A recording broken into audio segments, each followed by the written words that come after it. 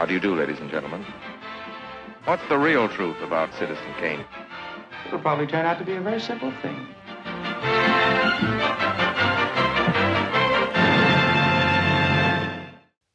How do you do? My name's Parker Rawlins, and it's my very pleasant duty to welcome you here on behalf of Charles Foster Kane, Rosebud, and all the other artists and musicians whose combined talents went into the creation of this new episode of entertainment, Better Than Citizen Kane. And I'm Max. What you're going to hear is the highly subjective show where we look at a movie and ask the question, is it better than Citizen Kane? Each week on this show, we take a look at a movie, whether it be old or new, criticized or praised, and look at it through three pieces of criteria: historical and technical relevance, how well is it doing what it's trying to do, and how does it connect with us emotionally? Or in other words, do we like it? And if you like Citizen Kane, that's fine because we're not here to hate on it. But when every movie ever made is a reasonable contender for the title of greatest film of all time, you have to wonder, is there something better than Citizen Kane?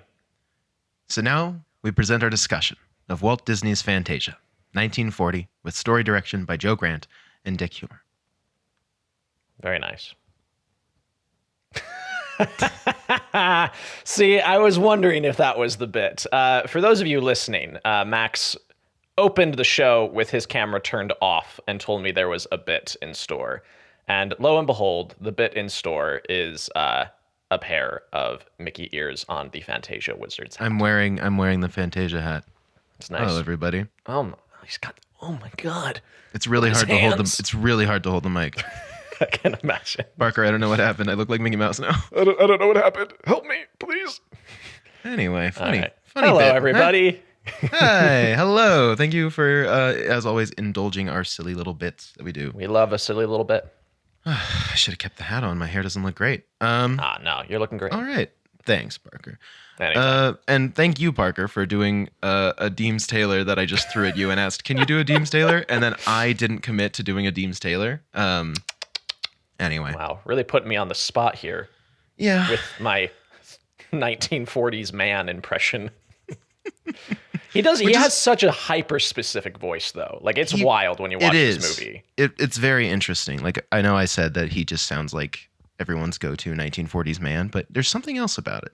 Totally. Yeah, there's a quality I can't quite grasp in my impression. Yeah. I don't know. I can't place it, but it's a nice voice. Yeah. Well, great. I've never seen Fantasia before. Oh, okay. I'd never seen... I think I'd seen maybe, 5 seconds of, the Nutcracker Suite animation or something. Really? I'd seen a lot of clips from Fantasia 2000. Uh-huh. In an orchestra class, I think. During, a free day, we just watched clips from Fantasia 2000. Yeah. But, no, I'd seen, still images from this, and I had seen maybe, a few seconds. Some of the Nutcracker stuff seemed familiar. But, for the most part, I had not seen any of this. Wow. I did not grow up as a Disney kid at all. Growing up, I watched Tarzan, Hercules, Aladdin, a bit of Peter Pan, if you will, but none of the princess films. So nothing from the Renaissance other than Aladdin. Yeah. Anyway, just a fun little background on my Disney stuff is Very interesting. I just don't have a huge connection to Disney. Sure. And Treasure Planet, of course. Naturally. That was my favorite Disney movie growing up. So it's a good one. Far removed from the magic of Fantasia. They were all in on this is a new form of entertainment. Oh, absolutely. And I got a lot of stuff to talk about. I'm very excited, but before we get into that, Parker, I imagine this is something you'd seen many, many times. Indeed. So this is something you love, right? You love this? I do. This is a top 5 Disney film for me, and it is so close to my top 10 of all time. It hovers 13 or 14. So a little background on me. I don't know if I've mentioned this on the show before. I have always known that I wanted to do film in some capacity or another. I watched a making of documentary about the Star Wars films when I was 7, and I was like, that's a job? But there's been iterations of that. So specifically for 3 or 4 years from junior high to beginning of high school, I kind of got very enamored with like the history of Disney animation, and I doodled a lot as a kid. And I wasn't amazing, but it was one of those things where people in the class, like when I would sign yearbooks, they're like, "Hey, can you like sketch something in here?" I'm like, "Yeah, sure, I guess." And so there was a period of time in my life where I really was like, well, maybe I'll be like an animator. Maybe I'll be like a 2D animator and work at Disney. And how cool would that be? And this is right around the time that like Princess and the Frog gets its last swan song. Like it and Winnie the Pooh are the last death knells of 2D animation, not only at Disney, but just kind of in Western animation in general. And that kind of put me off because I was like, I don't really want to do like computer animation. I'd like the idea of drawing, and that career is kind of dying. So I ended up shifting focus a little bit. But there was a time where I was very much like, that was the plan. And I just ate these movies up and learned as much as I could about the history of animation and the history of Disney. And obviously I'd seen Fantasia at a younger age before I was ever interested in that. But like during that period of time, Fantasia was just such an interesting like piece of animation history to me, and learning about like the creation of it and the inception of it and what ideas they had and how broad this thing was supposed to be, and it didn't end up panning out that way, is just really fascinating to me. So interesting. I've watched this movie a lot, probably at least a dozen times, if not more. It had been, going off of my letterbox, it had been 2 or 3 years since I last watched this. I think I found this through Fantasia 2000 because that came out around the time that like I was a kid, and that was, we were actively watching Disney movies. And that was one of that movie made it into my family's Sunday movie rotation. They're like, okay, you could watch this after church because it doesn't have talking. There's no dialogue. Classical music. Yeah. Classical music, yes. Which is a Sunday classic. Naturally. Yeah. So we watched a lot of Fantasia 2000 and then kind of went back and discovered Fantasia from there. But that's generally kind of my history with the film. And it is one that I enjoy quite a bit. Wonderful. Very good. Yeah, I watched this at my parents' house, on my parents' couch with my parents. Oh. And my dad, who does listen to the show, was like, Parker's gonna like talk about this a lot, right? Like he was like, Parker's gonna know things about how this was made and how this was done. And I was like, yes. Like I can confidently say that Parker will have a lot prepared. And then in prep for this episode, you let me know that obviously, since this doesn't really have a plot summary, you have prepared a lot of information from what I understand. Yes. I have a lot of info dumping to do. Great. A lot of this was just kind of on poll from stuff that I knew, but then I did some more like detailed research to try and make sure, because again, like you mentioned, this doesn't have a plot summary for me to go through. So we're going to break it down by like segment and go from there. But also too, and I'm telling you this on mic, so you get to hear this now for the very first time, Max. Whoa.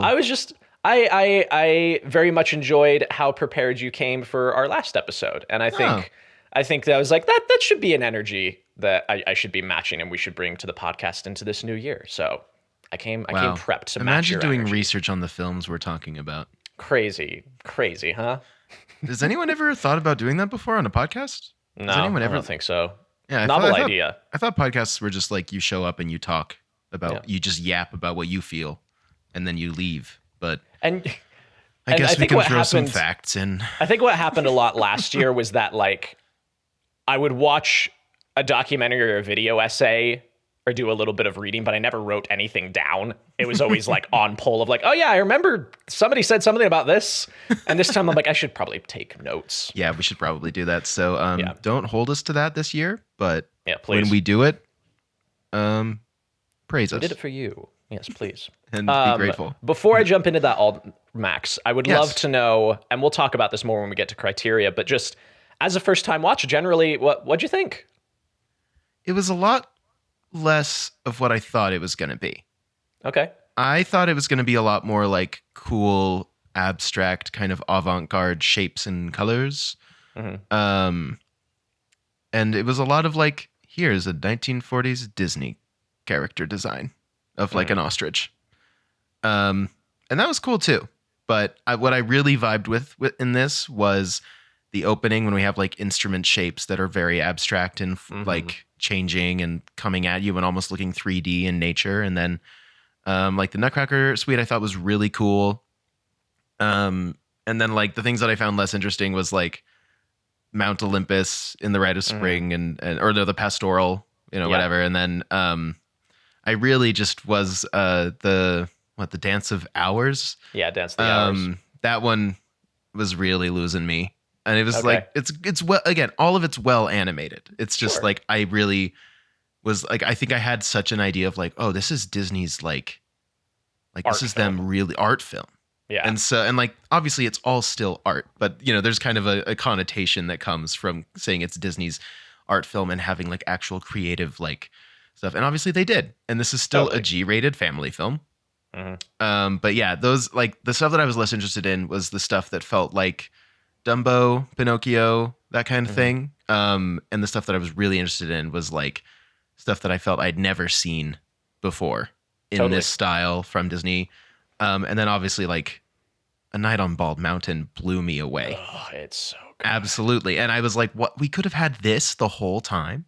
And it's fine. Again, I don't want to be too negative on this film because it is incredibly well animated all the time. And what always blew me away the most was the water animation.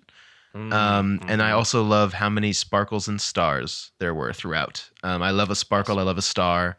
And so even in the sections and like the like suites that I wasn't super interested in, I was like, we got water, we got stars.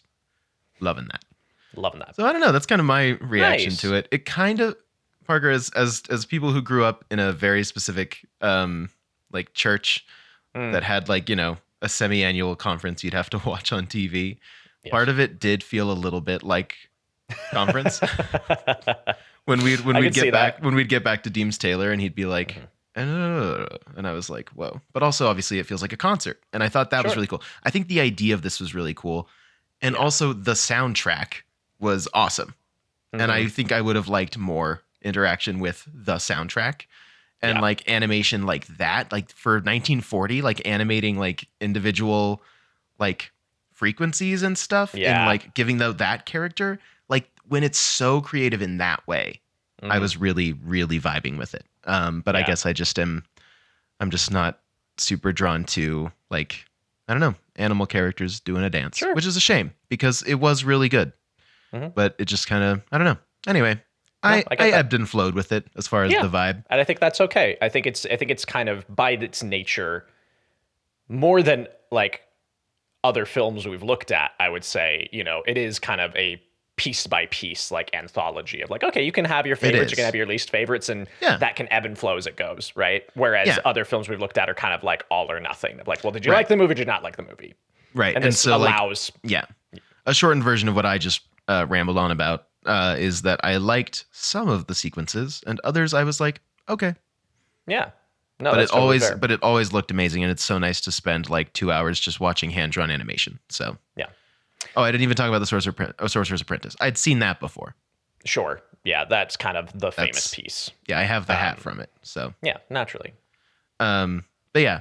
Anyway, there you go. That was my general opinion on it. All right. And then we'll touch back in criteria. Yeah, we'll circle back around. Okay, so I've got a lot of kind of behind the scenes details of how this was put together, which will then lead into kind of our summary section. I'll be talking a lot, so please chime in with comments, questions. No, I'm just gonna turn my mic off. Yeah, if you could just hop off the podcast now, that'd be great, actually. I'll go take a snack break and stuff. Okay. So this whole film started out as what was going to be a kind of extended entry into the Silly Symphonies series. So around the time in the 30s, Disney Animation was doing these shorts, and shorts had a much different life back then than they do now. Shorts played theatrically. Shorts were made to play before films of any kind, essentially. And so the Silly Symphony series was the idea of taking what was set as the groundwork during Steamboat Willie of synchronizing sound to animation in a really interesting and dynamic way and applying that to music. And so you have all of these shorts that were kind of experimenting with what Fantasia would eventually kind of master. Okay, we're going to take these pieces of classical music and we're going to animate to them. We're going to create stories around them, and they're going to synchronize in really interesting ways. And one of those was going to be Sorcerer's Apprentice. It started with that short. And Walt was really jazzed about this idea. He thought it was very interesting. And by chance, he was out at dinner one day, and he ran into Leopold Stokowski, and they got to talking, and he was telling him about this project, and Stokowski's like, "Oh, that's really interesting. Like, I'd love to conduct that for you. Like, that sounds really, really cool." And Walt, of course, is over the moon about this. He's like, "Oh yeah, that's great." And so they recorded Sorcerer's Apprentice in January of 1938, and it was very unusual because they recorded from midnight to 3 a.m. Oh. And Stokowski's reasoning for this was that he had worked a lot with this orchestra, and he wanted them to be like very on point, which is surprising that they do it so late at night. But basically, everybody just drank a shit ton of coffee and was just very like wired. Whoa. And for 3 hours in the middle of the night, they recorded the session for Sorcerer's Apprentice. So they have this piece of music recorded and done, and they start working on the animation. And as they're going between the orchestra and paying for Stokowski and all of these things, it was spiraling out of control. It was going to be 3 times the amount a usual Mickey Mouse short was going to cost. Okay. And Walt's brother Roy, who co-founded the studio and was the money man out of the two, was like, "Hey, we can't justify this. Like, we're never going to break even with this. Shorts don't make that kind of money." And so Walt went back to the table and he's like, "Well, what if we expanded it out? What if we made an entire feature of this?" And so the working title for this for a long time, it stayed this way up until I think maybe a few months before it came out, was the concert feature. That's what it was called. And it was this idea where they're like, okay, we are going to get all sorts of pieces of classical music, and we're going to sit down and we're going to figure them out, and we will create pieces of art around them. And they brought on Deems Taylor, who not only acts as the host, but he was also a musician and a critic at the time, and he was very knowledgeable classical music. So him, Stokowski, and Walt Disney worked together to kind of figure out what pieces of music would be interesting to do. And they kind of went off to the races from there. And the title didn't change, again, until the very end. And they wanted something like, the concert feature feels too stuffy. It doesn't feel like nobody's going to go see that. How do we market that? So they ended up with Fantasia, which is a music term for a type of music, which is a free form of music. It's very loose, very avant-garde, very abstract in the pieces that it can go in and the styles it can have. So that's where the name comes from. Okay. And they used it that way.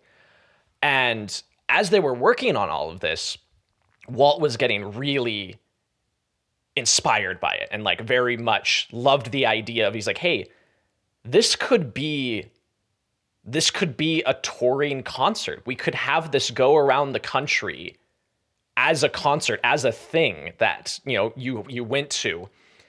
And it could be something that could evolve over time. We could release it every year, and we could bring new pieces in and take old pieces out and swap it, and it could be variable. And that was fully the plan. Like, that was the whole idea of it. So what they did was they did one of the first kind of roadshow attractions where they would take it around, and you would have to buy tickets in advance. They did 2 shows a day. And they made it like a black tie event. Like, it was a big deal to go and see this movie. At the time, Disney worked with RKO as their distributor. Right. And RKO was like, we can't justify this expense. Like, nobody's going to go see this. So that was the creation of Buena Vista, which is the distribution arm of Disney. Yeah. They're like, oh, we'll just do it ourselves. Oh, wow. And that was the idea, is they're like, okay, yeah, well, if RKO isn't going to let us do this, we'll do it ourselves. And a big issue with what they were running into is that not only were they wanting to push the boundaries of like animation, they're like, well, this is a concert feature. So like, we need to be revolutionizing sound as well. We need to find some way where this sounds like no movie you've ever heard of. So they invented something called Fantasound, which essentially is just kind of the first iteration of stereoscopic sound. Before that, it was mono, but this Fanta sound had a left, center, and right channel. It had surround sound, and the idea was just to immerse the audience completely in the music, which is very innovative for 1940, but that was part of where RKO was having problems, was that in the entire United States, only 12 venues could handle that sound output. Yeah. And because of that, only 16 prints were ever made of this movie on the first go around. Like, that was as many screenings in the United States as possible that could be happening. Were only 16, because they're like, well, there's only 12 places that can play this the way that we want to play it. And the whole way through, Disney was very adamant of like wanting total creative control about like how this works. So the people working at the studio, they designed every aspect of this roadshow. They designed programs, lobby cards, curtains that they would install in the theaters. Like, they wanted it all to be kind of the same sort of design level we see now at Disneyland. Of like, okay, we're going to meticulously, every aspect of this is going to be brought in. Yeah, and they were like Imagineering a roadshow. Yeah, totally. Yeah, they're like, okay, we're going to design this whole thing, and they did, and it played for a while, and critically, it did okay.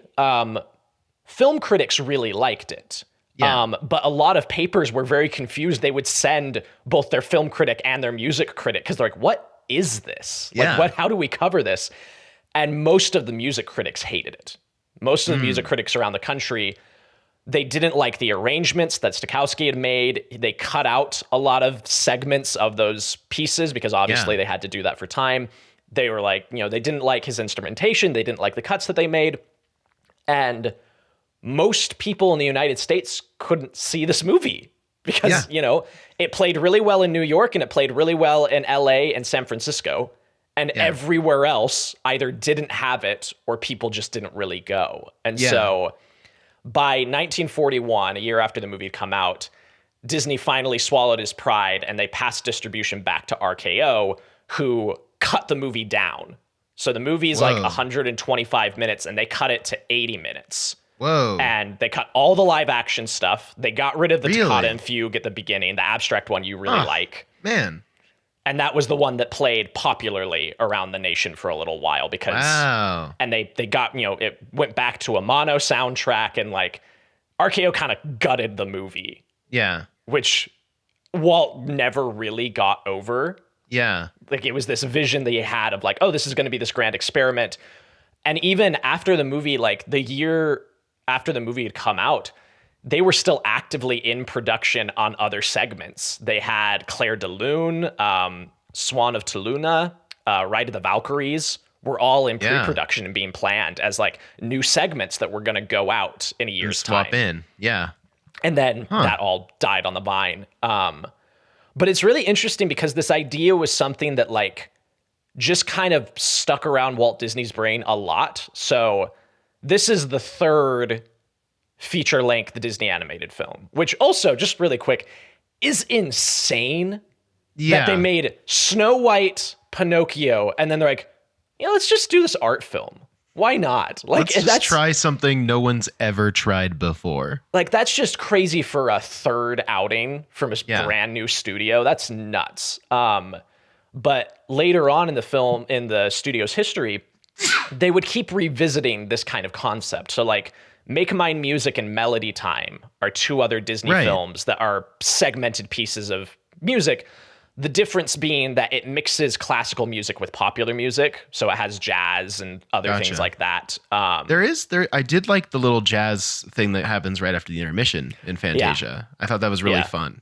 I like the little jazz improv there. That's really nice. But yeah, even again, this idea kind of just kept haunting him to the point that in 1945, 5 years after this movie came out, Disney collaborated with Salvador Dali to do a short based entirely around like his style of art. And it never came to fruition. And then fast forward to when they're doing Fantasia 2000, they dug the storyboards out of storage and passed it off to a group of animators in France, and they finished the film in like 2003. And you can watch it on Whoa. YouTube. It's Okay. called Destino. It's very Okay. interesting. Cool. But yeah, just again, this idea of like, I think it seems like Walt Disney never got over the failure of this movie. Like it really bummed him out that just nobody got the vision of what they were going for, and it kind of petered out. And as time has gone on, similar to Citizen Kane, it's grown quite a bit in like cultural zeitgeist and is now considered a classic in a lot of ways, but not within Walt Disney's lifetime did it ever get kind of revered. The only real thing to come out of this was Sorcerer's Apprentice, which makes sense. Yeah, of course. That's really interesting.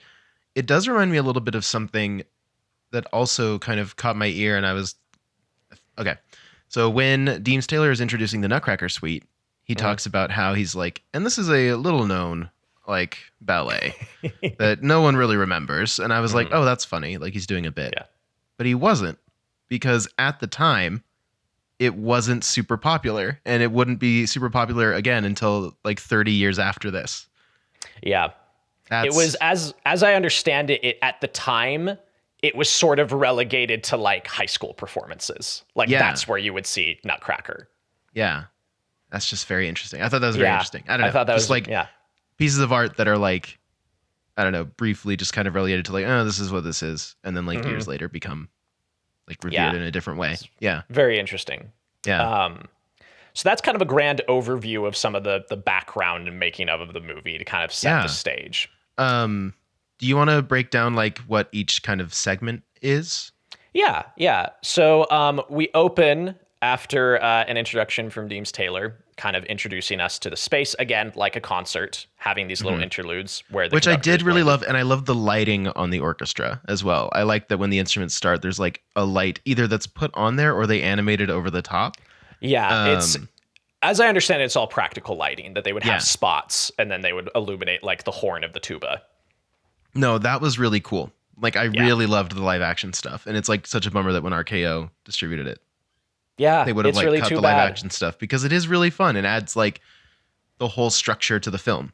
Totally. Yeah, I think it's necessary. Yeah, and like Deems Taylor's introduction being like, this is a new form of entertainment. What we're trying to do is replicate the sensation of listening to classical music at a concert and what your brain sees when you're doing that. And I loved that pitch. And I think that's why I was like a little disappointed when I was like, oh, okay, gotcha. Okay, I see what this is. Yeah. Now. But and with like some of the segments. But that introduction and then the first piece, which I'm sorry, I totally interrupted when you were going to tell us what that was. Oh, no, you're good. Yeah. Yeah. So, and that was something that they were kind of running into as they went, is that like they would have certain ideas for things that would then have to kind of be dialed back a little bit, which can actually be seen with this first one. So the first one is Toccata and Fugue. And the idea of it is kind of the abstraction of just color and light and shape and what you might be seeing and hearing and imagining. And a good example of what you're talking about is that Fantasia was designed to be kind of a artistic melting pot of all sorts of different influences, to the point that it would bring in specific people, which I'll kind of go over as we go through. But this first one, there was an abstract animator, artist, and graphic designer named Oskar Flischinger from Germany at the time. And he was very well known within the abstract world. And Disney hired him to come work on Toccata and Fugue and kind of design it from the ground up. And as they were going, they got to the end of it, and it's still very much the way it appears in the film, but Walt Disney's kind of populist, like needing the audience to have a grounding point sensibilities came in, and he's like, okay, it can't be completely abstract. Like there has to be something we can latch on to. So like the idea of shapes and lines transforming into like violin strings and bows was an idea from Disney of like, okay, we have to merge these two ideas together a little bit and watered down the artistic vision slightly, I think you could argue. And that's kind of something you see throughout all of this, like you're saying, where like Deems Taylor presents you with this idea where you're like, wow, this is really interesting. I think what is here is very interesting. It is. But then you do have to, like, no matter what, you realize they're like, yeah, this is still an art film made by the Walt Disney Corporation. Like, Yeah. it still has to be populist. It still has to be mass appeal. Yeah. And so you get a bit of that here with the opening Toccata and Fugue, is that like they brought in a guy whose entire body of work is abstraction, and he's known for that. And they took a lot of that, and a lot of it's still in there, but then had to ground him slightly to be like, okay, well, people still need to understand. That's so interesting as like what Disney still does today in various different ways of bringing in directors and being like, we want you to do your thing, but you gotta do it in our way, you know? Yeah, totally. That's fascinating. Okay. Yeah. So we open with that, and I still really liked that one. Obviously, I think it's really cool. Like it quite a bit. There's a moment where we're like, there's a moment where like the bridges and like the strings of like violins and cellos and stuff are like flying, like we're flying under them. Yeah, we and like it go like through. shifts, and it looks like early like CG animation, but it's hand, and that really blew my mind. There's a moment in another a little later with snowflakes that also look like that, where I'm just like, how are like what? Anyway. Yeah, the use of perspective in the movie is insane. It's insane. It's wild. Along those same lines, I think my favorite like shot during the Toccata and Fugue is like these rolling hills that were like flying over as we move through.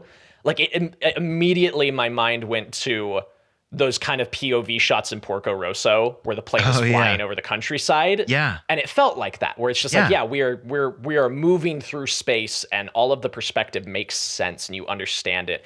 And again, it looks kind of prototypical 3D in a lot of interesting ways that I really love. I love that. Yeah. But yeah. Any other thoughts on Toccata and Fugue? No. Okay. I just liked it. I like it. I like it too. One of my faves. So then after that, we have the Nutcracker Suite, and they specifically, because some of these pieces of music have narratives attached to them, right? So obviously, Nutcracker Suite was written for the Nutcracker Ballet, which has a definite story. And as Deems Taylor says, but you won't see any Nutcracker here. Yep. And I thought that was really funny. His presence has been relegated to the title. Yeah. There you go. Thank you. I knew you'd finish it for me. Yeah, but I like that as well. And they were like, let's just toss out that entire narrative and just kind of figure out what we as the artists of the Disney lot think this sounds like. And they came up with this really interesting direction of focusing on different aspects of nature and kind of the 4 seasons and that change. So this whole movie is kind of like on the cutting edge of animation technology in every aspect. And like, oh wow, it applies to all of the segments, but this one specifically, I have like, there's concrete stuff I can point to. So there's this moment that is a good illustration of this, where like you've got kind of like the dandelion seeds get blown and then turn into little ballerinas. So you've got like the brown top of the seed on top, and then like the white dress essentially underneath. So the way the animation works is that the animator sits down with pencil and paper and does a rough sketch of they call it in-betweens of, okay, here is, key poses, I suppose. Key poses of, okay, we need to go from this point to this point to this point. Then they do the in-betweens of all the space in the middle of those 2 motions.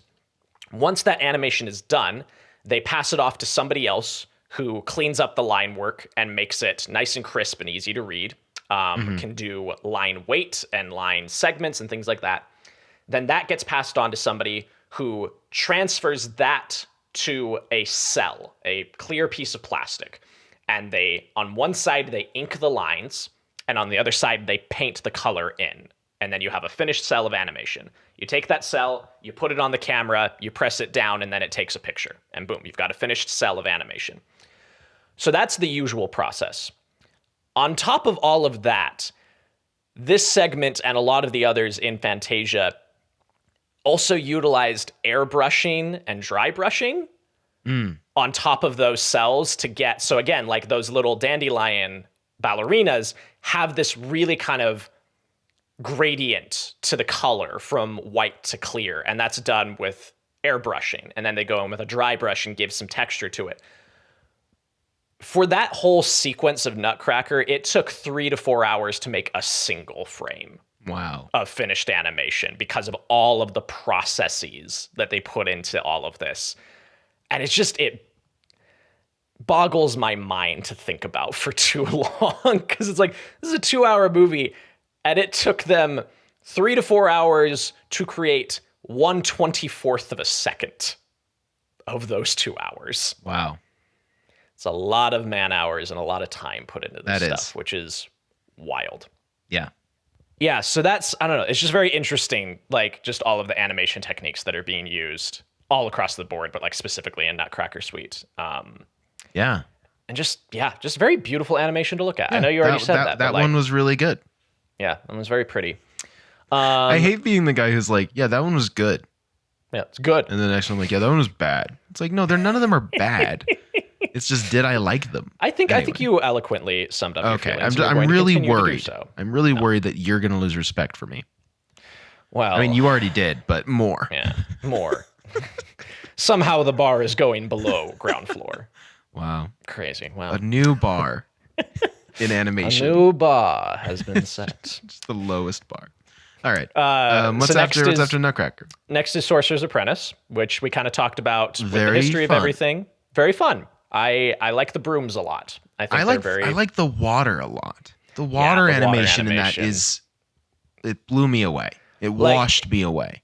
I understand that it's become like the icon, and because of that it might be like sanded down a little bit, but like genuinely the whole little mini segment in there where he falls asleep and has his dream is incredible. That's like also just the incredible. Clouds and the water and the lightning, stars and everything. Oh, man, it's so there good. were so many amazing water effects in this. Even just like, were they putting liquid over frames or something? I can't remember which sequence it was. There's a sequence where like everything gets really ripply and it feels like water. Yeah, they would do that. So they would shoot elements on high contrast black and white film to get those aspects and then comp it in. And there's a lot of that later in Rite of Spring. Yes, I saw the smoke. Like the smoke got comped in. That was really cool and interesting. I'm so excited to talk about that. Okay. But yeah, there's some of that going on here in Sorcerer's Apprentice as well. Cool. The other kind of interesting tidbits about this one is this is the first really big redesign of Mickey Mouse. Up to this point, he had the solid eyes, or like the pie shape eyes. Whoa. They started development and pre-production with that design, but they realized they're like, it's just not like he can't be as expressive as we need him to be because he can't talk. Like he has to be silent and he needs to be able to act outside of like his voice. And so the animators, they sat down in like a 4-hour meeting and we're just discussing like Mickey Mouse design. And one of the animators was like, can we put pupils in his pupils?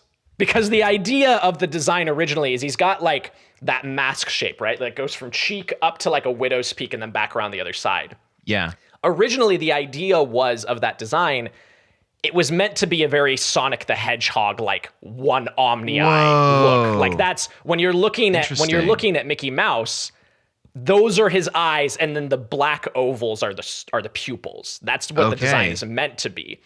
Oh, that's fascinating. I've never once read it that way. Yeah, you don't get it. There's like, I'll have to send it to you after this. There's a piece of concept art from this that really sells that look because, again, this being in color, the bottom of his mouth is like skin pigment, and then the eyes are all white, and you can kind of see it much more delineated that way. But they were just realizing they're like, this just isn't working the way we need. So then they redesigned it, and they're like, okay, that space is now just part of his head. The ovals are the eyes, and then we will put pupils in there so he can look different directions and you can read it better.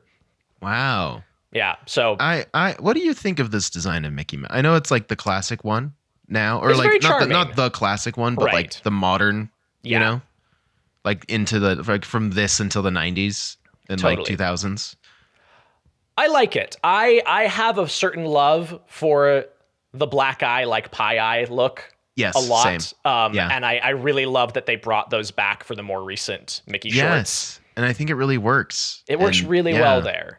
Yeah. I think I like it quite a bit. But for this, I think this design, there's a reason it's stuck around since 1940. Oh, yeah. Like this is what Mickey Mouse looks like.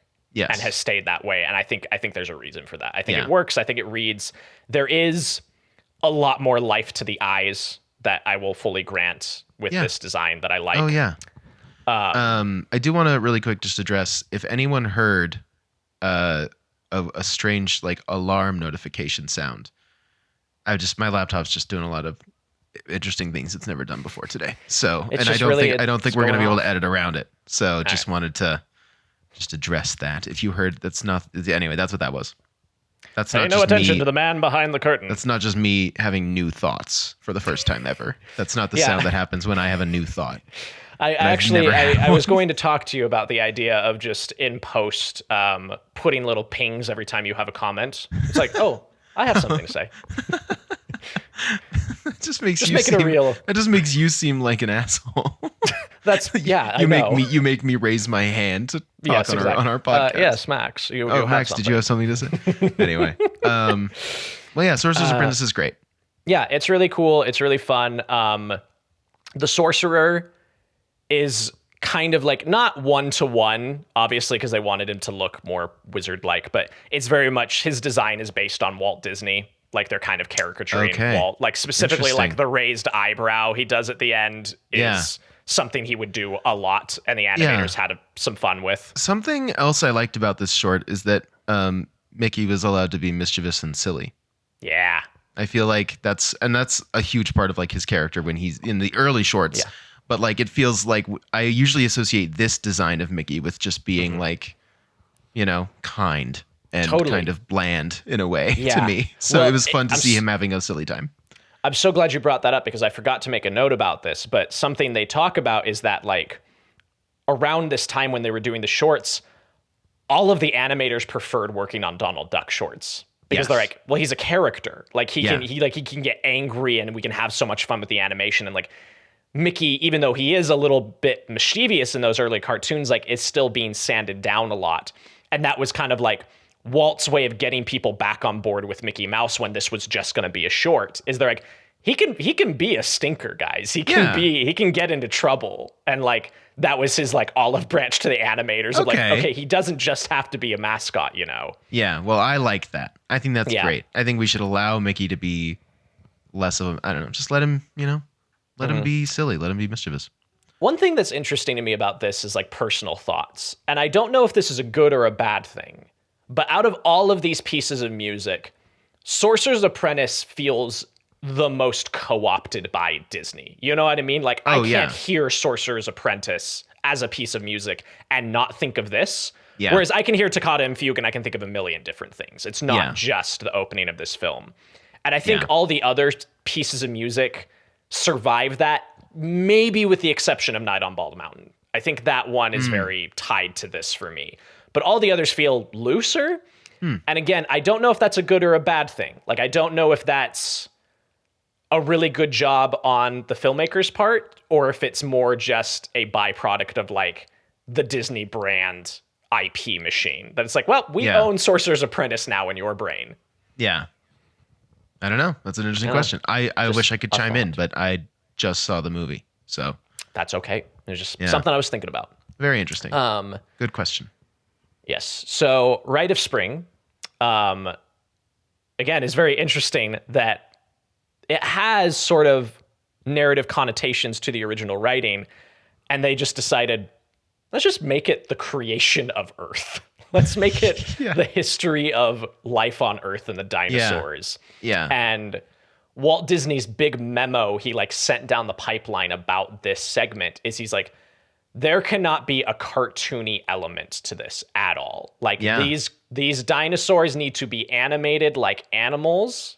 They need to have weight and gravitas. There is no rubber hosing going on here. Like this needs to feel as real as possible, which the animators kind of make fun of him for because his exact wording was like, the dinosaurs need to move like dinosaurs. And they're like, well, what are you talking about? They need to move like dinosaurs? Really? Really? Tell me, what does a dinosaur move like? But they just kind of had to figure that out. Like they, a big thing going on at the studio at this time, and this will come up later in one of the next segments, is Walt Disney designed the studio to be entirely insulary. So the idea is they would hire new talent and then they would go through a training program on site. Like they would basically have an associate's degree that they had to do of animation courses being provided on site. And a big part of that was like life studies. So they brought in like Komodo dragons and big lizards and things like that to kind of figure out what these things would move like and how they would carry themselves. And to your point, talking about the smoke from earlier, Rite of Spring probably has the most technical stuff going on in that regard. So to get the smoke, what they would do, so there's like smoke that overlays over the whole thing. And that was shot the same way that I mentioned earlier of like high contrast black and white film. The smokestacks coming out of the volcanoes are actually cans of paint being poured into a jar of water. And then they flipped the image. They filmed that, flipped it upside down, and then that's what's coming out of. That's amazing. It's so cool. It looks so amazing. And they went down and they had their special effects department and they photographed boiling paint and mud. You know, I can't remember what they put in the air, but like they had like a container that was basically like a mini wind turbine, and they would toss things in there to like figure out what the patterns of wind looked like and bring that into the elements. The wind. I loved when they were drawing the wind currents. Like that was really cool. I thought that was a really cool effect. Yeah. I loved the galaxy at the start of this segment as we push in on the Milky Way. Like that was so cool. And like the layers to that was so cool. The planets are so interesting too, because those also feel very like early 3D to me. Like I look at those, I'm like, how did you draw that? Yeah. Like that's crazy. Yeah. Something I did want to mention here is that before we get into the dinosaur stuff, the backdrop on the microbial life, what was that? Like, it was like this, it's like the blue shimmering, like, what didn't look animated. It looked like, I'm not sure what I don't it know. is. But you know what I'm talking about, right? Yeah, totally. Like when we see the amoebas and everything. It was so fascinating to me. Yeah. No, go ahead. No, go ahead. There's a book that I have. I'll have to let you flip through sometime. And I drew a couple things from it, but I should have checked like more. But it's a published version of a notebook from one of the animators who worked on Fantasia of just all the technical stuff that they did in this movie. And it's fascinating to just flip through and like see all of that. Wow. But I don't know what that is specifically, but I also noticed that it's just wild to look at. Yeah. Once we get into the dinosaur stuff, it was very true to life. And it was also, it was very impressive, but I was a little like, all right, like, what are we doing here? And then the T-Rex arrival, it's so funny to see a 40s idea of what a T-Rex is and how it moves, because now we understand so much more of like, well, a T-Rex would have walked basically horizontally. Like its body would have been like a flat line from like tail to head. But this is when it's still like hobbling like Godzilla. Like Godzilla. It kind of looked like Reptar from the Rugrats. Oh yeah. And also very like square head. Like it was a very like Mecha Godzilla look to it, and it's gray and it has red eyes and its hands are really big. He's a stocky boy. He is. It was just I'd never seen a T-Rex look like that before, and I was like, this is very interesting. And I do object to the narrative that T-Rexes were inherently evil. I think they were just animals? ? Sure. But it was very fun. I did like they've kind of gotten the shark T-Rex treatment. They have. Where it's like, oh yeah, these are inherently evil monstrous, creatures. Evil animals. And it's like, I think they're just predators. Yeah. Steven tried to make a shark look bad, and Walt tried to make a T-Rex look bad, and I'm just like, it's not going to work. Not going to happen. Not going to happen. Silly, I know they're guys. just animals. Anyway, it was really impressive. The dinosaurs are very impressive. It's very impressive. I agree with you. And this one's so like hyper specific in a weird way, but as a kid and even now as an adult, there's just certain shots of like the Stegosaurus where his mouth is open and he just looks, he's just like, My dad and I were doing that the whole time that was happening. We would go, It's funny. I don't know. It was pretty funny. We also said that my dad was like, Don Bluth watched this and went, I gotta make that. Yeah. No, that I was thinking like you mentioning like the square head. I was like, that looks like a very John Goodman We're Back T-Rex to me in a lot of ways. But But yeah, mentioning the movement specifically, I think that's really interesting because yeah, he is very like vertical. He is upright and kind of just like running. Like yeah, he just looks like it's just a very interesting move that they gave the T-Rex.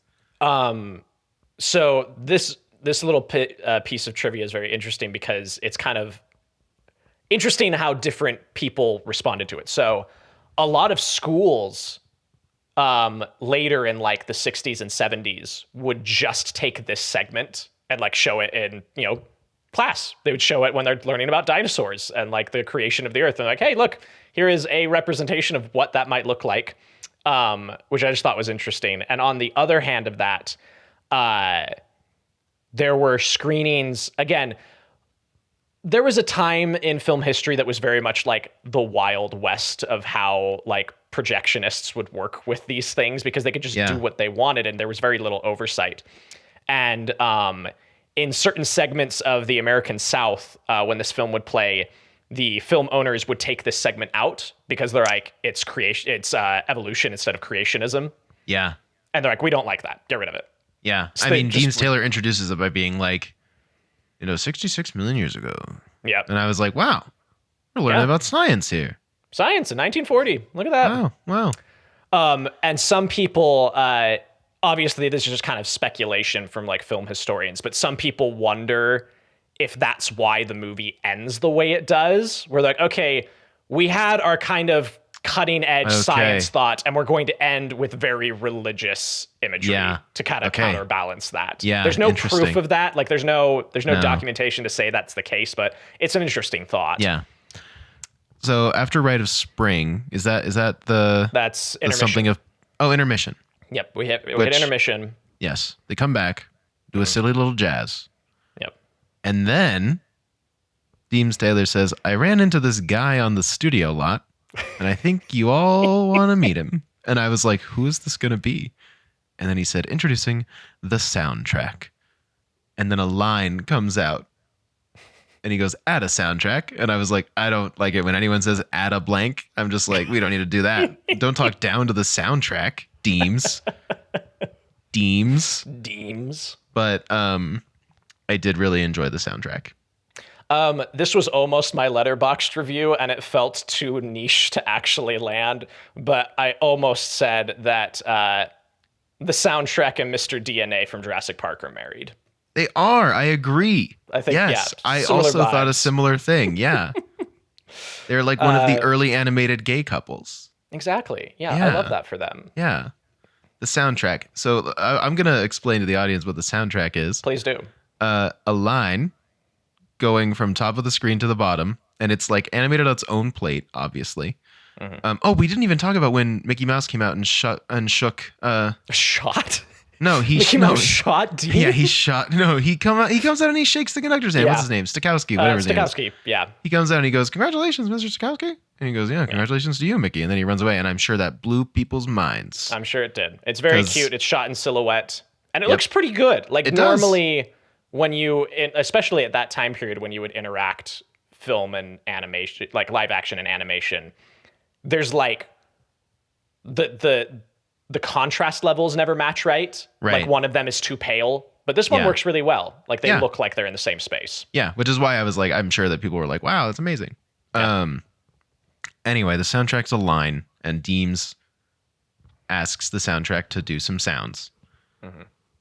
And he's like, play a flute for us. And then he does. And it's really cool. I really liked it a lot. I thought it was like a really cool kind of like creative way of showing these sounds on a line that feels very technological, but then quickly becomes like expression. Like it's very expressionistic. And I just really enjoyed that sequence a lot. That was a lot of fun. Yeah, it's like a very artistic interpretation of like a waveform. Yeah. That I like a lot. Yeah. And I like the raspberry he gives. Yes. Just that sound is very funny to me. It's very good. But yeah, it's just a fun little segment. Did you, watching this for the first time, I have to ask, when Deems is like, we will now have a 15-minute intermission, and the title card comes up, were you like, is it actually going to be 15 minutes? Yes. I was like getting ready to get up. I was like, oh, that's fun. I was like, are we really going to do like a little 15-minute? And I was like, or are they going to cut it? And then as I was like, are they going to cut it? It came back, and I was like, yeah. okay. No, they cut it for home release and streaming, unfortunately. But it is fun that they gave people a 15-minute intermission in a 2-hour movie. Yeah. Bring that back. Every once in a while. Bring it back for animated, just every once in a while. Yeah. Every once in a while. So yeah, we've got that.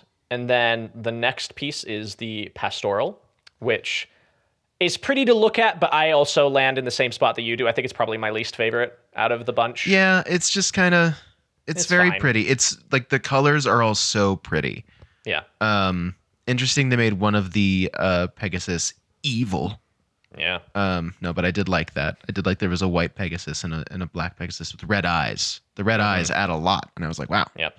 I hate the idea of a Pegasus having a nest in a tree.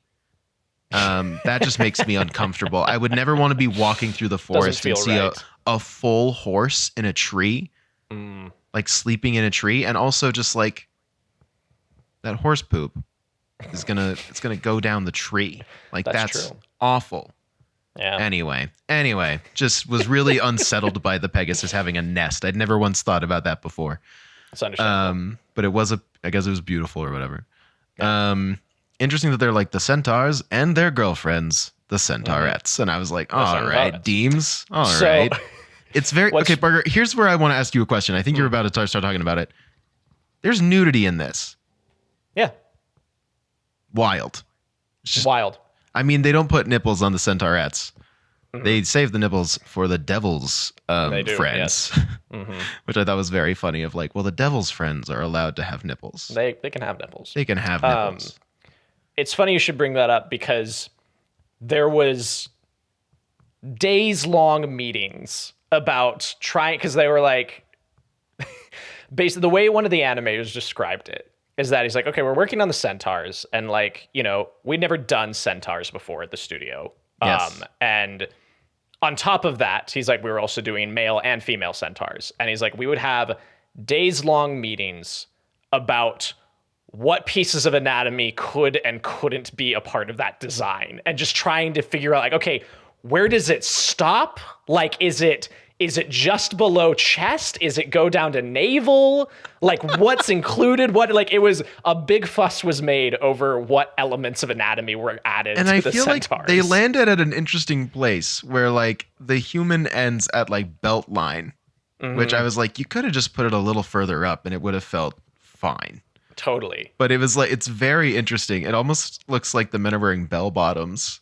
But yeah, it opens with like the centaur, like this section of it, because there's like a whole playful thing with the Pegasus and like, I can't remember what they're called, but the guys with little flutes. Cherubs.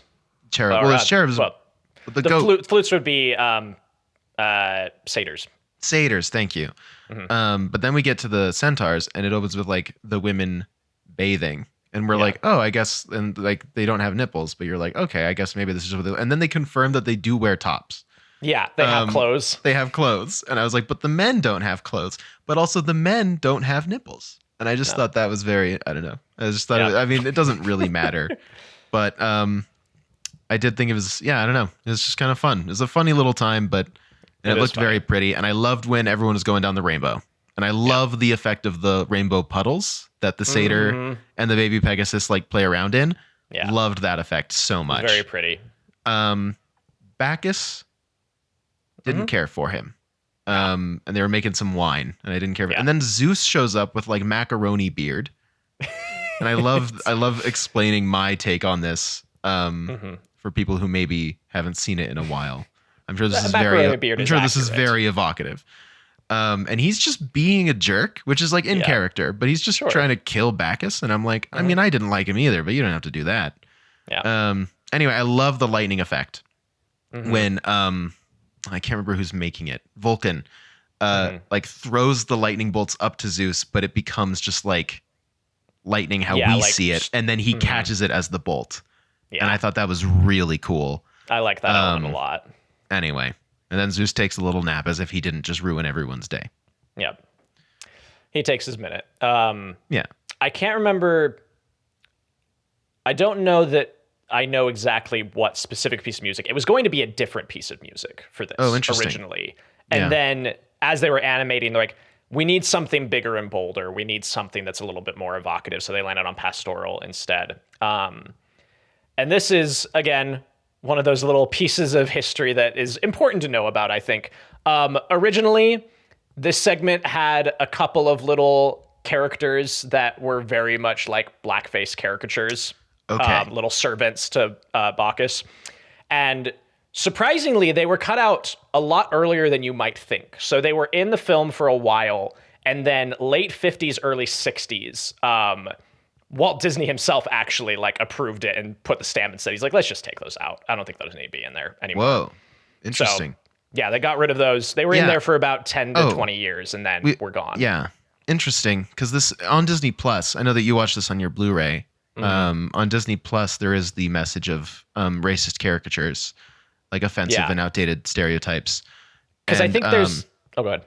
There's a bit of that we didn't talk about. There's a section early on with some mushrooms who dance around during the Nutcracker's Fit, I believe. Yeah. Who are very like Asian caricature a little bit. Sure. A little bit. And then we didn't talk about this, and this isn't super related, but the fish sequence I didn't love. You remember when the fish are dancing around? The dance of the veils during the... Yeah, the dance of the veil. That was kind of... Not crazy about that. And then I was kind of waiting to see if anything really egregious would come out. Yeah. And then in the pastoral, there are some centaurettes of color, and they are zebras. Yeah. And they have like large lips, and their hair is... And that was like maybe the most that message is still referring to. Anyway... Yeah. So those ones stayed, which can lead you to, there's pictures if you want to go look it up of how egregious these other character designs were to be removed. Yes. Mm-hmm. Yeah. Yeah, because they kept those ones in. Mm-hmm. And the others, they're like, this is too much. Yeah. So that's the pastoral. Again, I think it's very pretty. It's probably my least favorite out of the bunch. Yeah, overall. It's also interesting. I don't know. There's one or two things where it feels like, oh, did they come back to this at all when they were doing like Hercules? I don't know. Sure. It was interesting. I would imagine so. I think Disney is very like self-referential in that way because out of maybe any other animation studio, they just have an entire like, the Disney Vault, aside from being like a marketing campaign, is a real thing. Like they have an entire preservation department on site. Yeah. Or you can go and look at like the original sheets of paper somebody drew on, which is really cool. Cool. So that's the pastoral. Next we have the Dance of the Hours, and I can totally see where you're coming from with it. I have a lot of fun with the Dance of the Hours. I think it's very fun and silly. It is very. I liked it. I liked it when the alligator showed up towards the end. The crocodile. I love the way the alligator moves. Or yes, the crocodile. I agree. That whatever it was, that's where I was like, all right. I like that guy. All right, I like this. I think it's just a nice change of pace after so much like self-seriousness, you know, just have something a little bit silly. And what's interesting is that it was designed specifically as a parody of like, there was a trend at the time of like unnecessary highbrow ballet segments in films. They would just stop and do like a big dance number that was very over the top and very full blown. And like, this was Disney and his animators kind of poking fun at that a little bit. Oh, interesting. Okay. And what's interesting about that is it started out that way of like being a full parody. And it very much is that. But as part of like understanding the art form and like translating it properly to animation, that same like animation training school I mentioned earlier, they brought in a new course on ballet. They brought professional dancers in and they taught the animators not how to dance, but how dance was done. And they would draw them and do figure sketches and things like that. But as they were going through, some of the parody elements kind of got pulled back because they're like, the animators realized like, oh, this is just as much of an art form as what we do.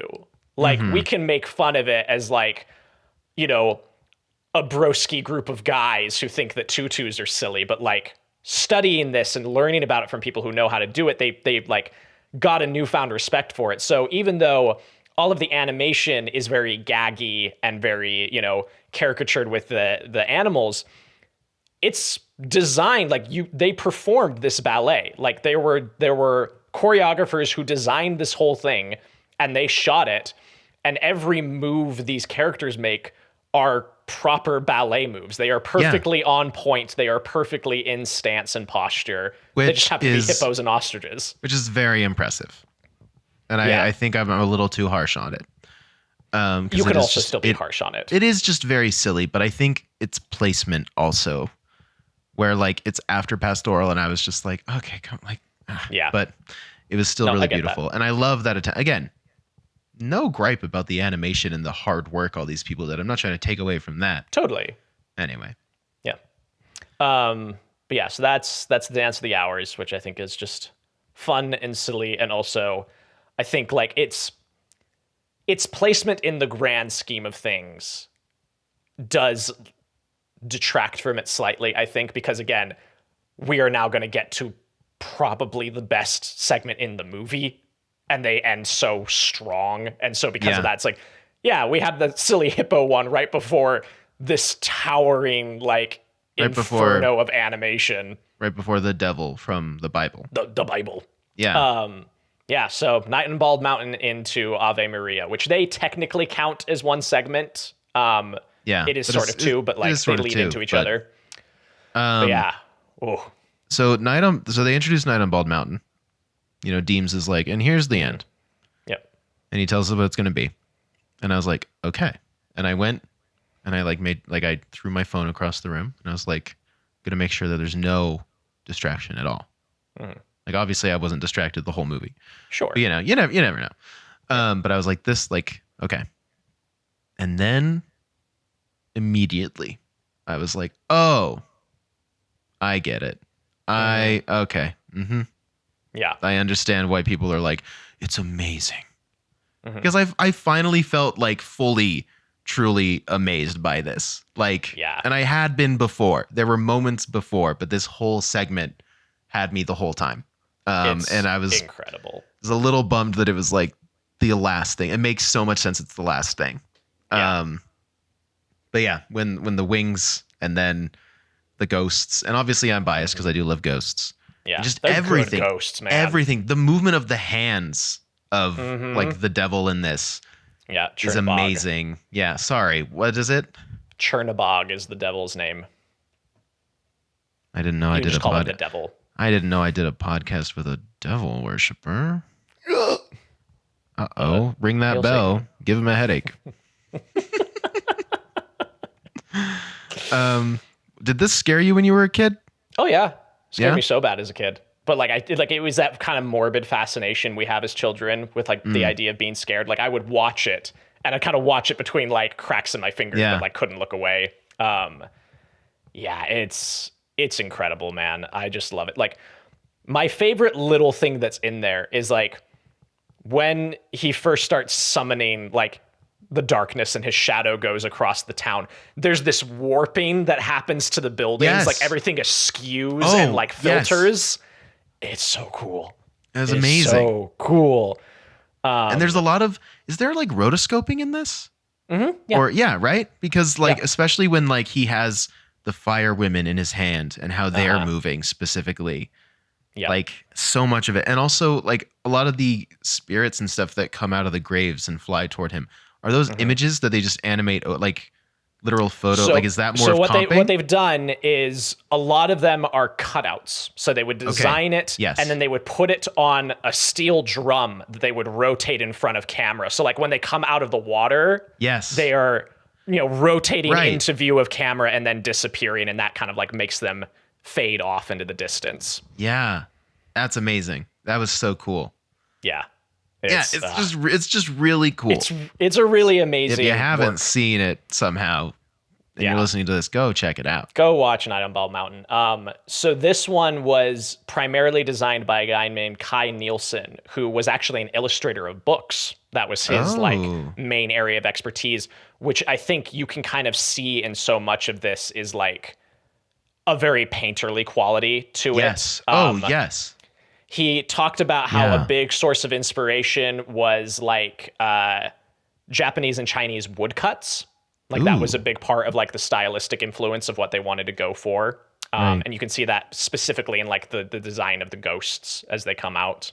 But yeah, just it's incredible. And I think like everything I've read and like watched leads me to believe that I think that like Toccata and Fugue and Night on Bald Mountain are, I think, what Walt Disney wanted Fantasia to be across the board. Is just like, we are going to do these wild artistic swings for the fences. Yeah. And then having to remember that they had to sell tickets. And they're like, okay, we'll put Mickey Mouse and some hippos and centaurs in there too.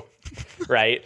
But like, they wanted, like, it was designed, this and Ave Maria were supposed to be like this huge triumphant, like, you know, it basically wanted to be a short film. It wanted to be an artistic animated short. And I think it does a really good job of that. It absolutely does. And I think, again, that's what I mean when I'm like, I wanted, similar to Walt Disney, maybe, I wanted this to be the whole thing. Like, I wanted it to be things like this. Yeah. And especially by the end, I was like, I had to sit through the centaurs for this. Like, okay, that's fine. It was really pretty. I liked it, but this is just on such another level. And then the Ave Maria segment is just so quiet and beautiful. Yeah. And then that final push through the trees at the end and how the deep focus goes with everything. Yeah. And like how they do that, which is so impressive and amazing for like a camera pushing through like 2-dimensional. Do you know anything about that? Yeah. So that's another invention of the Walt Disney Company, which it started in the Silly Symphonies. It really gets showcased well in Pinocchio, but it's this thing called the multiplane camera. And what normally happens with animation. Yes. Yeah. Yeah. Sorry. Yeah. The most recent Disney 100 Years Lego set replicates this in the camera that you build. Cool. Yeah. Anyway. Do you want to talk about it then? No, I just learned about that from my coworker. My coworker got that set and he was very excited to tell me about it. And I was very excited to hear about it. Sorry. Yeah. Go ahead. So traditionally, before that invention, it would be a cell with the character animation and then the background. And the background would stay the same. It would be a long stretch of paper that they would kind of rotate to move as the character moved. And then you'd swap out the animation cells. The multiplane camera takes that same concept and puts it on different planes, as the name suggests. So you have a camera up at the top, and then there are sheets of glass going all the way down. And this thing was like 25 feet tall. It was huge. Yeah. And on each plane would be an element. So it would be maybe a rock would be at the very top, and then some trees would be the next level. And then maybe the plane would be behind that, and then the hills behind that, and then the moon would be at the bottom. And what they would do is that the camera would move, and then the planes would adjust accordingly and move closer or further away from camera to create a sense of depth. Yeah. And so each of those layers would physically be separated from each other and could move up and down, which allows that kind of motion that you're talking about at the end of Ave Maria, where we go through the trees up and out towards to the sunset. To the sunset, which is just beautiful. Yeah. So just, it's very, very interesting. I love that kind of push that they have there at the end. Also, there's only a handful of shots in Ave Maria. And one of them is this really continuous long take, like tracking shot, like when they're by the water and they're marching and it goes, and then it kind of tilts up into the darkness. And then we have that push that goes all the way through. Right. Yeah. That continuous shot, there was a crew of 9 men who worked continuously for 6 days and nights. They took it in shifts, and they had to do that because otherwise, in the same way that like stop motion works, they would lose track of where they were, and then it would all be gone. And so 6 days and nights, 6 24-hour periods straight, these 9 men worked in shifts to get that continuous shot all the way through to the end. Wow. It's wild. That's amazing. Yeah, it's nuts. But why does anyone make films? Why does anyone do this? You didn't have to. You didn't have to do that. No one has to do this any to of yourself. this. What are you talking about? The end result of this podcast is you and I going, "This is a waste of time." I think film is a bad idea. Why would anyone make these? Why does anybody do this to themselves? Oh, no, that's amazing. Yeah. So, and that's it. That's the film. I was shocked that we didn't go back to Deem's Tale. I know that they say it's like the end.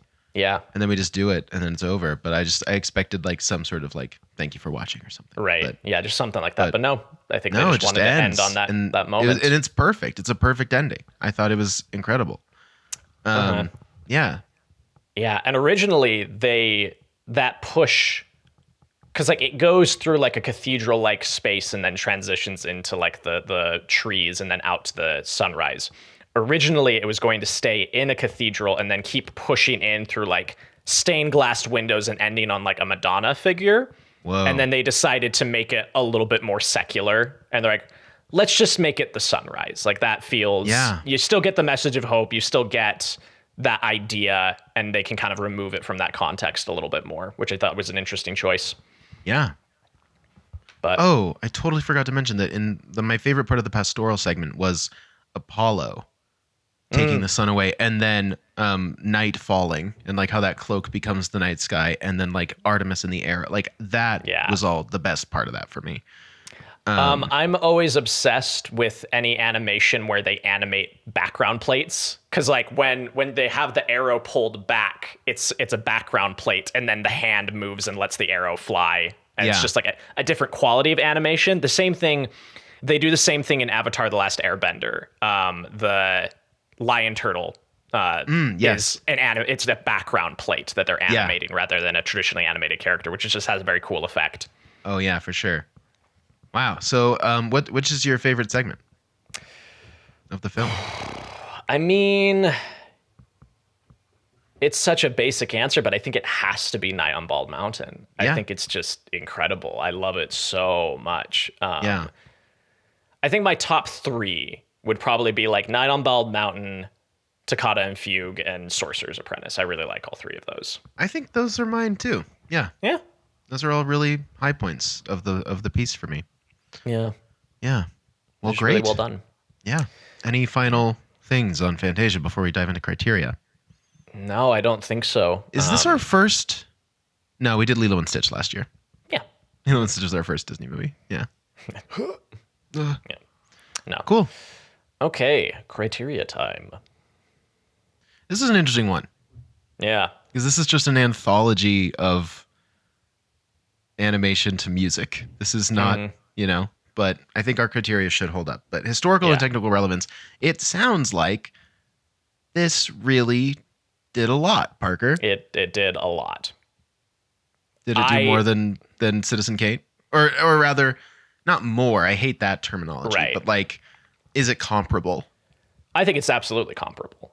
Yeah. I think I would give this point to Kane personally. Like to Fantasia. Like I think there's just so many amazing techniques going on here. Yeah. And every segment is doing something different and something new that I think just works so well. Yeah. So that's where I stand. What do you think?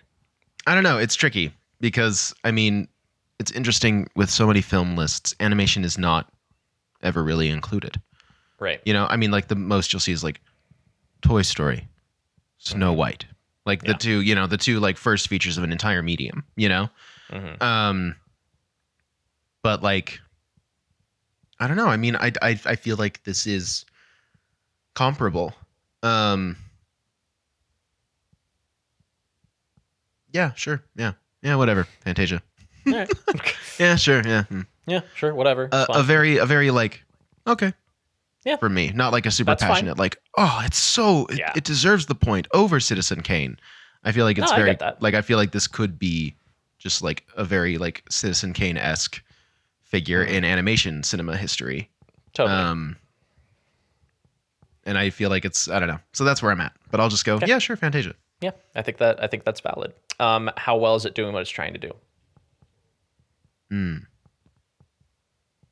I mean, that's a good question. From what you said with what Walt Disney's experience with was like, it's literally not what he initially wanted it to be. Mm-hmm. And I think like, did the Walt Disney Company, like did the animation studios literally like achieve what they were trying to do in that kind of not. They kind of weren't able to achieve what they fully wanted to do with it, But Fantasia at its core is, this is hard, Parker, because do we measure it by what the creators literally wanted it to be and then couldn't make it, or do we measure it by what it is? Yeah, it's a good question. I've been thinking about this a lot. Okay, so do you want to talk about it a little bit about what you've been thinking on it? I think our criteria is designed to be what the film presents itself as and how it's trying to achieve that. Mm-hmm. But this is such an interesting case of like a very well documented instance of this not being what they wanted to make. Because even like when we talked about Jaws, right? Like as they're shooting it, it wasn't what he wanted to make. It isn't what Spielberg and his collaborators had in mind. And then as the post-production process happened and they put the music in there and they edit it all together, like, oh, this thing is taking shape and it is actually really good. Yeah. Whereas this feels like they got to the end of the process and so many concessions had been made about not even the film as a film, but the film as a performance piece that they had such grand plans for. I think for me, I'm going to give it to Citizen Kane. Because Citizen Kane is able to achieve what it was trying to do. And it also had lofty ambitions. But I think Fantasia, like, obviously, like, the intentions of a filmmaker can change, like you said, like with Jaws through post-production. But the fact that this still made it to release with a line of like, this is a new form of entertainment. We are creating something entirely new. And it is, but you still feel the sense of, is this what you want? Yeah, like something's missing. Like it still feels that way to me. And like, I think like hearing what you've talked about, I probably will bump this up to 4.5 stars just because of what it's trying to do and what it did achieve. It did achieve a lot, but I do think for me, it still would feel and does feel like it is missing something. Totally. In a way. Yeah, I definitely agree. And like, there's a documentary I watched about the making of the movie, and there's a quote from one of the lead animators, Frank Thomas is his name, that just like has been haunting me, where he talks about, he said, there is a tear in my heart around the idea of where animation would be if Fantasia had become what we wanted it to be. Wow. Like, he's like, I think about that a lot of just if this had played as an annual concert that came out and had new pieces being added to it, and it was this ever-growing, ever-changing, evolving thing, just like where animation as a medium and an art form would be if like the general population had come out in droves to support this, and that if we'd had the infrastructure to give it wider release the way that we wanted and all these things. I just think about that. I'm like, that's so interesting of like, I think this movie had such lofty ambitions that it doesn't make, but in where it lands, I think it has a lot of merit as its own film, right? And I don't want it to sound like I'm like, this movie not at all. Sucks at what it's trying to do. It's just like you set your ambitions so high, and weren't able to achieve it. Mainly, like it sounds like kind of because of like technological limitations, also the limitations of you are a product of the Disney company, right? And therefore have to be mass appealing, and you have to do this, and like that's fascinating to me. That's like a huge takeaway for me from this. It's just like totally.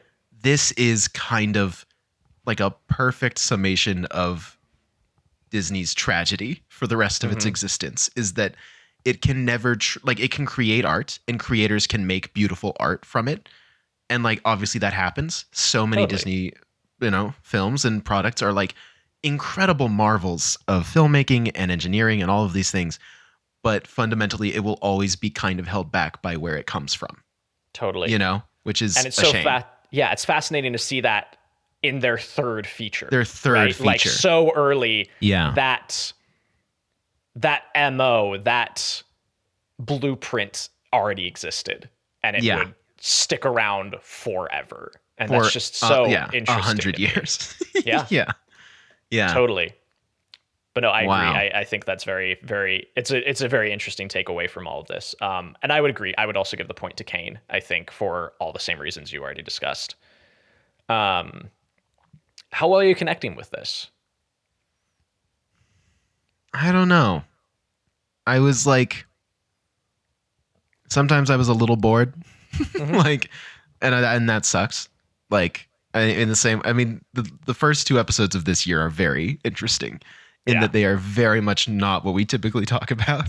No. And next week we'll be back on our regular bullshit, everybody, a little bit, but I don't know. I mean, I was just it worked for me, but I was never fully awestruck except for like very like few sprinkles of moments in like the first few.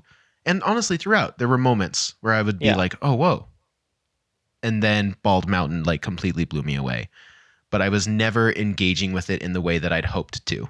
I wanted, as someone who doesn't have a huge nostalgia for and like understanding of like Disney magic, it's just never been something that has ever like worked a trick on me, really. Like, especially the animation stuff. Like, I like it and I understand why it's so great and why it means so much to so many people, but it's just never been my thing. And I was really hoping early on in this that this would inspire some sort of understanding of the magic for me, and it just didn't. And which is a shame. And I can still admire it. I can still understand completely all of the work that went into it and how amazing it is.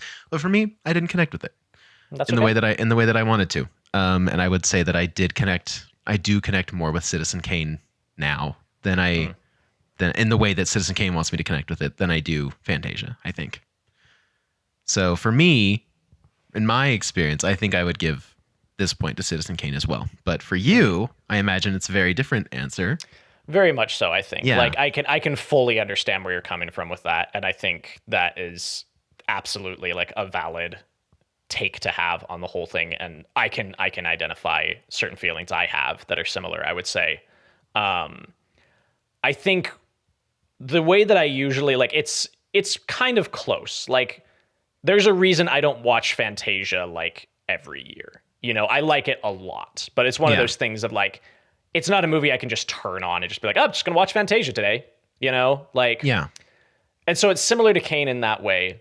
And so it is kind of like a on the fence decision for me, but my tiebreaker has always been, would I rather be watching this or would I rather be watching Citizen Kane? And my answer is I would rather be watching Fantasia. Like if somebody gives me 2 Blu-rays and they're like, okay, which one are we turning on? I'm gonna be like, let's turn on Fantasia. I don't want to watch Citizen Kane right now, you know?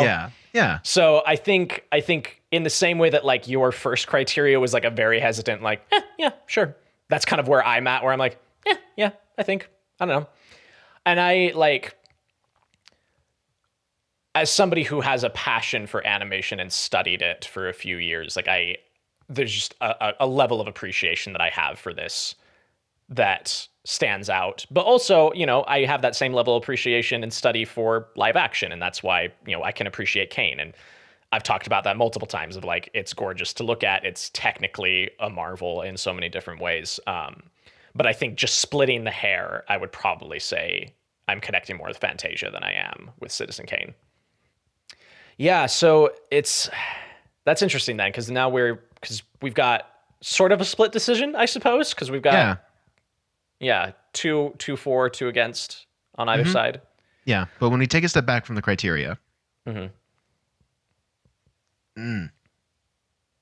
that's hard for me. Yeah, what are your thoughts? Well, I mean, my criteria, it would say that Citizen Kane is better. Okay. What I said. Yeah. Taking a step back.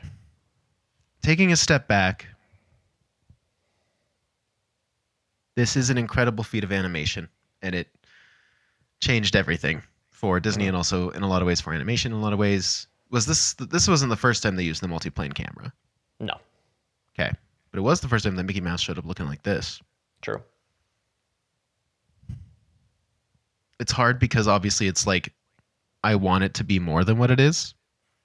Like I wish that it was what they had intended it to be. But like holding it at what it is now, it's still super influential. I mean, you agree when you take a step back. I'm sure you agree with your criteria, right? I would say so. Fantasia is better than Citizen Kane. Totally, and this would have eaten up so much time, and so I left it out on an already pretty long episode. But like, there's such an interesting journey from this to Fantasia 2000. Oh, and like yeah. that as the continuation of like, okay, is this the version of like, can we do this? And is it still appealing to that vision of like a Yeah. ever living piece of art and all that stuff? It's very interesting. Again, could talk about it for a while, but I'd be very interested to talk about Fantasia 2000 off mic. And I do have a question for you about how they could maybe do another Fantasia later. I don't know what you'd want that to look like, but we'll keep this here for now. I mean, here's the thing, and then I bring in all of our other canon, all of our other movies that we've determined are better. Sure. Yeah. Right, which could be my tiebreaker, because if Lilo and Stitch is better than Citizen Kane, and if Puss in Boots is better than Citizen Kane, then surely Fantasia must also be. Fantasia is. By that logic, I think you're absolutely correct. Fantasia's better than Citizen Kane. You heard it here first. But for me, it's so close. Yeah. I am like similarly having like a good time and a time watching both movies. Like it's a very similar sensation of like what I like about them, I love, and what I don't like about them, I am like whatever. Yeah, I get that about it. Yeah. Okay. Well, there you go. I guess Fantasia is I'll say it very standoffish. Yeah, I guess Fantasia is better than Citizen. I guess. Yeah. Whatever. Fine. Sure. No, but that's that's good. Yeah. That feels good. Yeah. Lovely. Well, that was fun. Imagine saying that Lilo and Stitch and Puss in Boots are better than Fantasia. They might be. They might be for me. They might be. My personal opinion, I think they are. What a bummer. I want to see the timeline where Fantasia is what it was. I know, right? I think about that a lot. I'm just like, that's so fascinating. Well, we'll have to have a deeper discussion about Fantasia off mic. Indeed. Great. Well, is that the episode? That is the episode. Fantastic. Thanks for listening, everybody. Yeah, Max, I guess you usually say thank you. I'm sorry. I'm totally ruining your outro.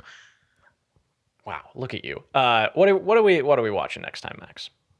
Next time we're watching Shaft 1971, which Parker and I have never seen. Yep. Brand new for both of us. Yeah. This is a fun first 3. Yeah. Yeah. We're going crazy this year. Yeah, so everyone go watch Shaft and we'll reconvene in 2 weeks. Perfect. Cool. All right.